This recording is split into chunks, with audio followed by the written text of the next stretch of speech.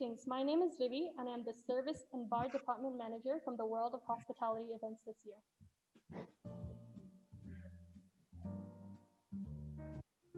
I'm from Bangkok, Thailand, and I'm currently a third-year student studying hospitality and events at Swiss Hotel Management School, Lausanne.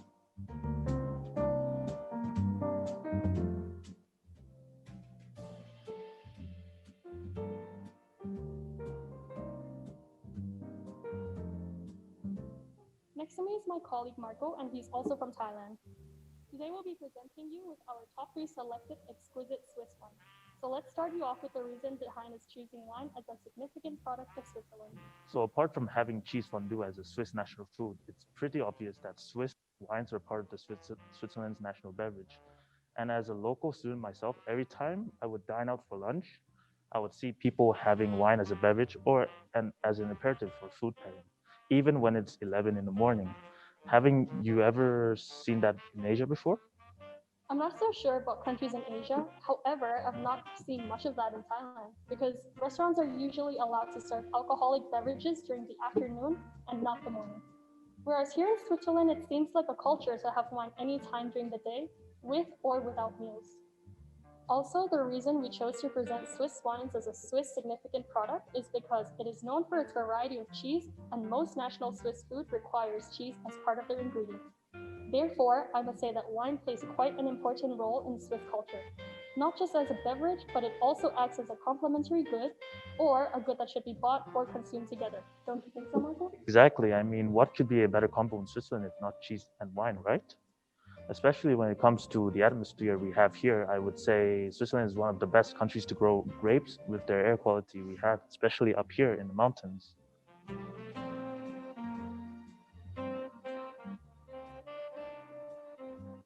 Where we are right now in Lausanne is only a few stations away from the Aigle winery, which is located right beside the Aigle castle. Therefore, we will start off with the Aigle Le Mouchai, which is the white wine produced in Aigle, Switzerland.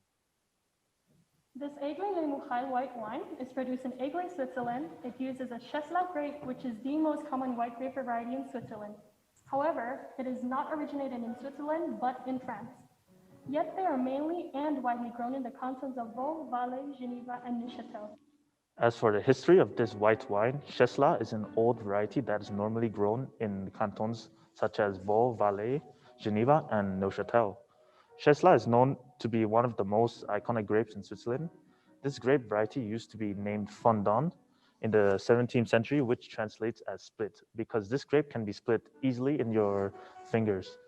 The canton of Vaud stopped using the name Fondant because in favor of the villagers of their appellations. So since 1966, the name Fondant has been copyrighted only within the Valais region, which is where the grape variety originated. Should we do some inspection? Yeah, sure.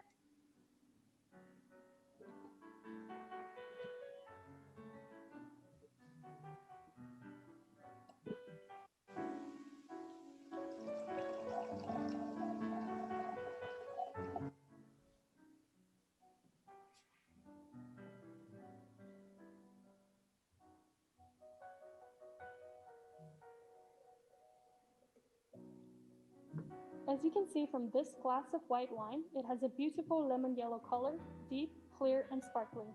Therefore, just from the looks of the color, we could say that it would definitely taste light and crisp.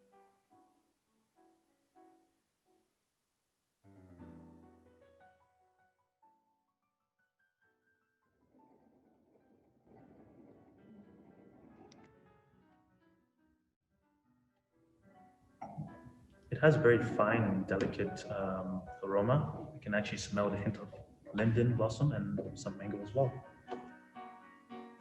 Let's give it a try. Sure.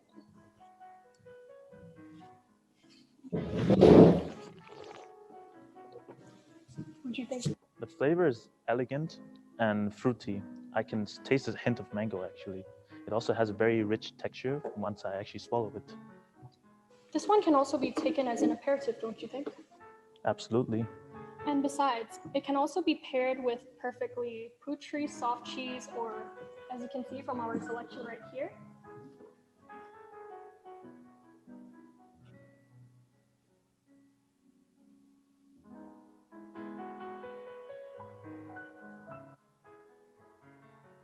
So on to our next wine. This is a Crnila Reserve red wine produced by the Jean-René Geminier winery in Vétros, Switzerland, using the Crnila pure Swiss grape from Central Valais. Traditionally known as the Roux du Pays, this is an old variety from Valais, Switzerland, and it was renamed Crnila in 1972, borrowing the name from a Valle d'Aosta variety. So let's do some inspections. Yes, of course.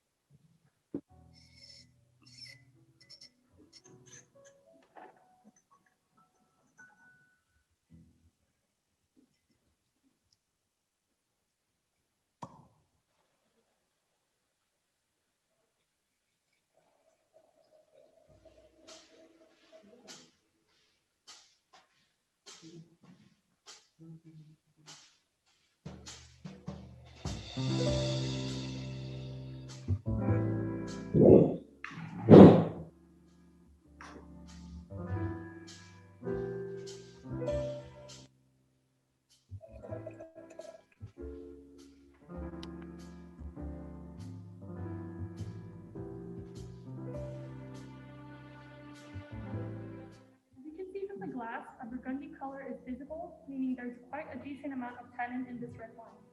Tannin is a key indicator for wine tasting, as it can be a term to use to describe wines that give a dry, bitter, and acidic taste. Should we give it a try, Marko? Absolutely. Santé.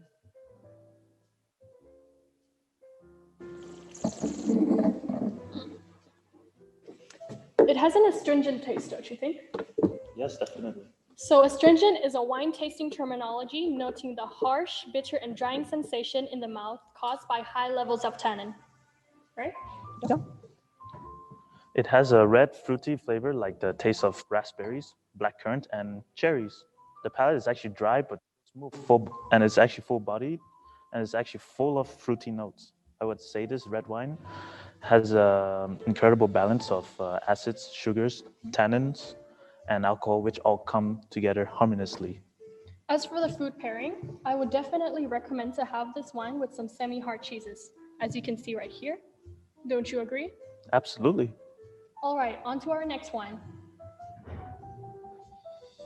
Last but not least, we present to you our chosen rosé wine, the Eau de Coterie, which translates to Eye of the Patronage in French, made by the Chardonnay winery using the Pinot Noir pure Swiss grape. This wine got its name in 1861 when a vintner, Louis Bouvet, decided to call it the Eau de Coterie. The wine translates to English, and of course, to Eye of the Patronage, due to having a color that represents a sort of the gruesome yet romantic theme to it. Canton of Neuchâtel is the birthplace of this wine, which made it so special and became a very popular rosé wine. This one is made from the Pinot Noir grape, which is a pure Swiss grape. Should we do some inspection? Absolutely. Canton of Neuchâtel is the birthplace of this wine, which made it so special and became a very popular rosé wine. This one is made from the Pinot Noir grape, which is a pure Swiss grape. Should we do some inspection? Absolutely.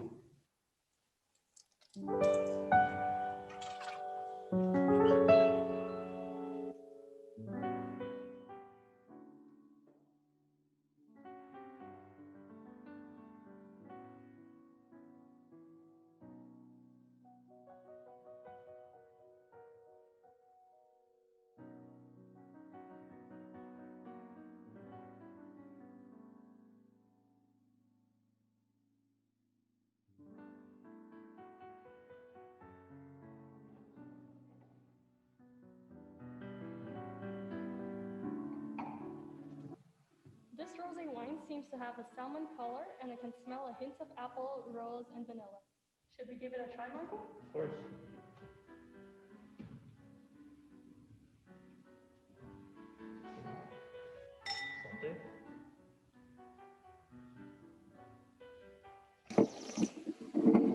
The taste matches the coloration of the wine, don't you think? Yes, exactly. And from the taste, I can say that this rosé wine has a hint of berries, and not only that, it also has a creamy texture.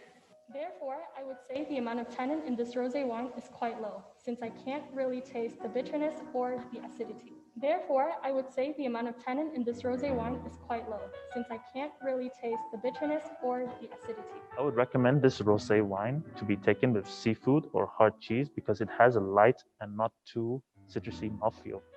Now we have already talked about all these three different wines. The reason why these wines are actually selected and considered as exquisite is that it is actually affordable and it has a great story and historical background. Swiss wines are actually one of the Switzerland's kept secrets, which are very much adored by Swiss people.